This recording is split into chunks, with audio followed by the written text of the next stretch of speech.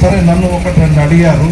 అడిగిన విషయము గౌరవ ఎమ్మెల్యే గారి దగ్గరికి తీసుకెళ్ళి ఖచ్చితంగా మన మున్సిపల్ చైర్మన్ గారు ఉన్నారు, అందరం కలిసి కౌన్సిలర్లు ఉన్నారు, మీరు అడిగింది ఒక చిన్న కోరిక, ఖచ్చితంగా అది నెరవేరుస్తామని మీకు మాటిస్తున్నాము. ఇంకొక విషయం ఏంటంటానంటే, మనం ఎప్పుడైనా కూడా ఇప్పుడు మనము కులాలు అని తీసుకొస్తున్నాము. మనం నిజంగా చెప్పాలంటే హిందువులం అందరం కలిసి, లేకపోతే నా కొడుకు ఈడిగతను నా కొడుకు ఇది అని మనం చెప్పుట్లా హిందూ సనాతన ధర్మం అనేది నశించిపోతుంది. అది మీకు ఎవరికి అర్థమైతలేదు.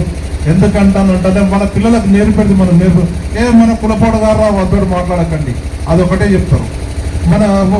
వాళ్ళు చిన్నోళ్ళు వాళ్ళ దగ్గర పోగొట్టి వాళ్ళు ఆ కులం మనలు గారు ఇలాంటివి చెప్పి మీరు నేర్పుతున్నారు తల్లిదండ్రులు. దయచేసి మీ అందరికీ నేను ఈ సభాముఖంగా రిక్వెస్ట్ చేయడం ఏంటంటే, మన పిల్లలకు మనం హిందువులమని, మనం సనాతన ధర్మము పాటిస్తామని, మనకు ఇటువంటి రాణా ప్రతాప్ జయంతి టైంలో కాదు, ప్రతి ఏ విషయంలో అయినా ఒక హిందువులమని ప్రతి ఒక్కరు అనుకొని మీరు ఇందులో పిల్లలకు చెప్పాలి. మన కులం కాదు, కులం అనేది ఒకటే, హిందువులం అంతే. కానీ కులం చెప్పుకుంటూ పోతే పిల్లలు కూడా ఖరాబ్ అయ్యి ఇదైపోతున్నారు. మీరు పిల్లల్ని ఏం చేస్తున్నారు అంటానంటే, కులాలు నేర్పి మనము ఎక్కడికో వెళ్ళిపోతున్నాం, పైకి పోయేటోళ్ళం, మంచి డెవలప్ అయ్యేటోళ్ళము అనగారి తొక్కుతున్నారు. ఎందుకు చెప్తున్నారు అంటే, కులాలు మా రాజకీయ నాయకులు నేర్పుతారు, కులం కావాలి వాళ్ళకి, ఎందుకంటే నా కులం వాళ్ళు ఉంటే నాకు ఓటేస్తారు. ఇలాంటివి నేర్పే వాళ్ళు చాలా మంది ఉంటారు.